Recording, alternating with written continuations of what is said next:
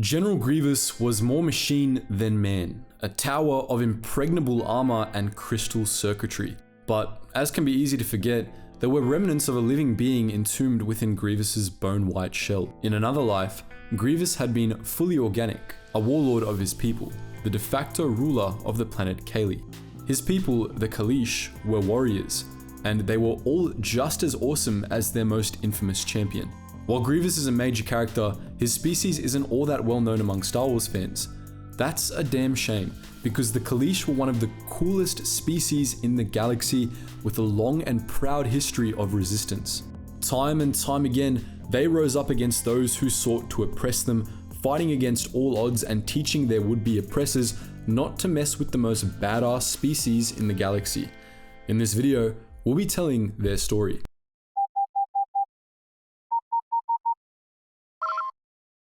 Attention, Sergeant on deck! Kaleesh was located in a remote patch of space almost due north of Coruscant, part of the new territories of the Outer Rim. It was a turbulent world with a harsh climate, dominated by steaming jungles, warm oceans, uninhabitable deserts, and icy plateaus. Despite this, Kaleesh became home to an abundance of life, including the sentient Kaleesh species. The Kaleesh were reptilian, with scaly skin, tusks, and 2 opposable thumbs per hand. They lived hard lives, but they were resilient people, and they were able to carve out a niche for themselves in Kaleesh's hothouse jungles. The Kaleesh were a tribal people and were considered primitive by the standards of the Republic. All Kaleesh, male and female alike, were expected to train in combat and live according to honor codes. Kaleesh were often called to fight by their elders, either against other tribes or against the fearsome predators that stalked the planet. 2 of the most dangerous predators, the Mumu and the Karabak, had great significance to the Kaleesh, as their skulls were often used as masks and their hides were used for cloaks.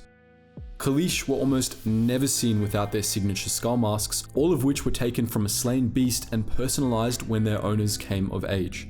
This was one of many unusual cultural traditions the Kaleesh zealously observed, with others including polygamy and ancestor worship. The Kaleesh believed that their champions became gods when they died, with their rank in the pantheon corresponding to their deeds in life. Because of this, death was very important to them and it was highly ritualized. How the Kaleesh treated their dead varied from tribe to tribe. Some buried them, while others made funeral pyres. No matter how the dead were dealt with, however, graveyards, pyres, and the like were all held as sacred sites by the Kaleesh, and desecration of them was an insult that, they believed, could only be avenged with total war. The Kaleesh were a proud people that preferred to keep to themselves, more concerned with tribal conflict than the politics of the greater galaxy. But they faced many challenges as well, and were forced to rely on outsiders for help.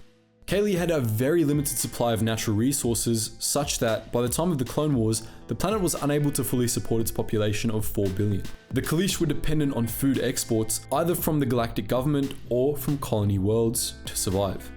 The Kaleesh were first discovered by the greater galaxy during the old Sith Wars, but they weren't incorporated into any major galactic government until after the Ruusan reformations. They joined the Galactic Republic during its final centuries, largely because they needed food imports from the Republic member worlds to survive. Beyond that, they generally ignored the Republic, and the Republic generally ignored them, at least until the Republic's final century. In 65 BBY, the Republic came into conflict with the Behaviorians, a formidable wild space species that refused to join the Republic.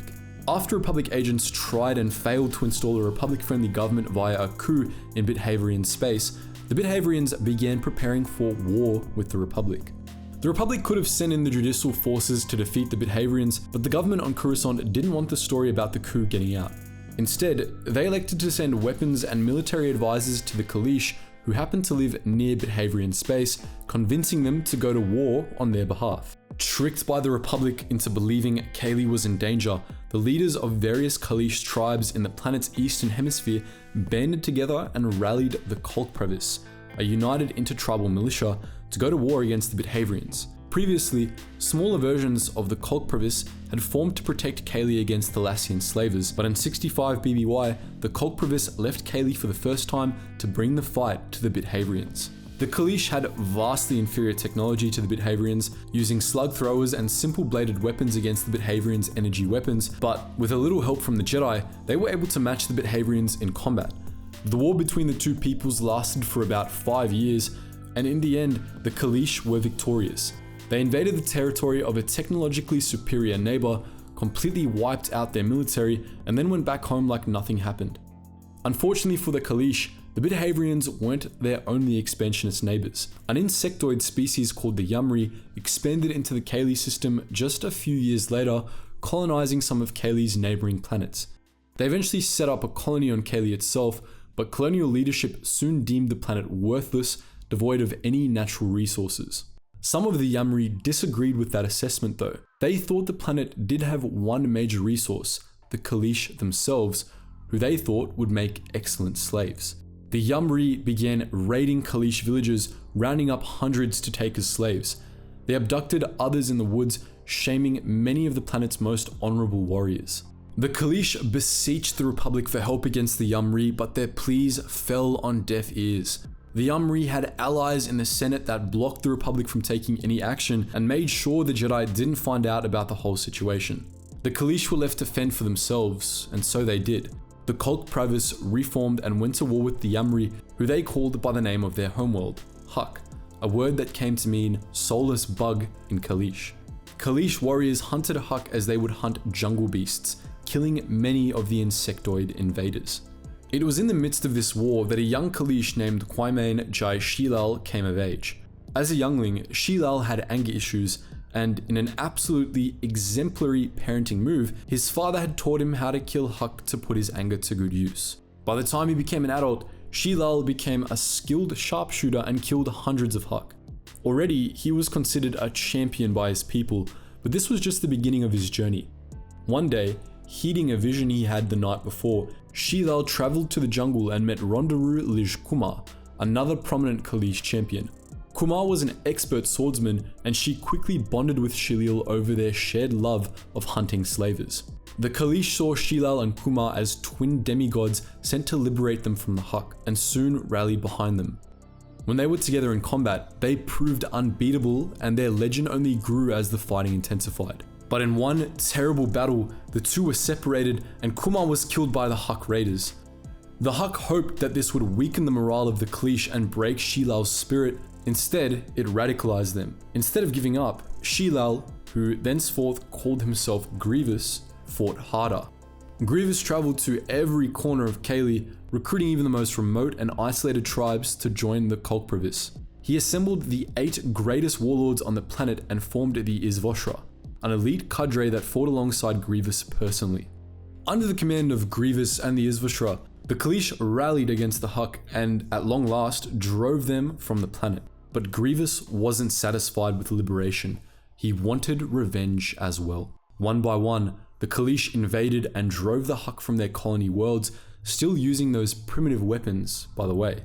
They claimed some of these colonies, including the planet Oben, as their own, wiping out all the Huk on the planet, soldiers and civilians alike.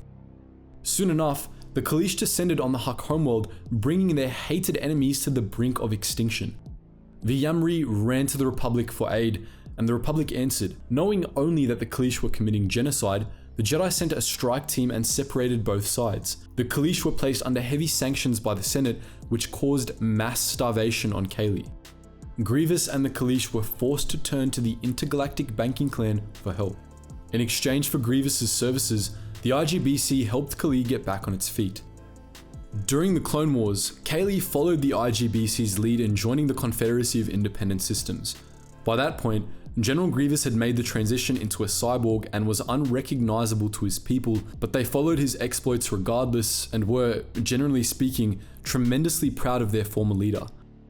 Grievous was ultimately never allowed to return to his people, but he did take the time to wage a brief campaign against the Huk during the Clone Wars, finishing what he started and allowing the Kaleesh to take over the Huk colony worlds. As we all know, Grievous ultimately didn't survive the Clone Wars, but his people never forgot him. By the time of the New Republic, Grievous had become one of the most prominent gods in the Kaleesh pantheon. In the immediate aftermath of the Clone Wars, Kaleesh came under the rule of the last surviving member of the Izvoshra, Bentele's son Sk'ar, who ruled Kaleesh space from the colony world Oben. A few months after the war's end, the newly formed Galactic Empire attempted to subjugate the Kaleesh, hoping to frighten separatist remnant worlds by making an example out of the Kaleesh. Instead, the Kaleesh made an example out of the Empire. Still using slug throwers and bladed weapons, the Kaleesh fought against the full might of the Imperial military, which had superior technology and came close to outnumbering the entire Kaleesh population. Despite their massive disadvantage, however, the Kaleesh absolutely dunked on the Imperials, waging a war of resistance for a full 10 years. This was longer than anyone else in the galaxy resisted the Empire, including the rebels. It was also despite the fact that they had no allies whatsoever and had been completely isolated from the rest of the galaxy by the Imperial Navy. Things got so bad that Palpatine sent then Captain Thrawn to deal with the Kaleesh insurrection. Thrawn, as he usually did, attempted to develop an understanding of the Kaleesh by studying their art, but he was unable to make heads or tails of it, so he instead resorted to just bombing the hell out of Oban. The entire surface of the planet was destroyed, and in response, Sk'ar surrendered to the Empire.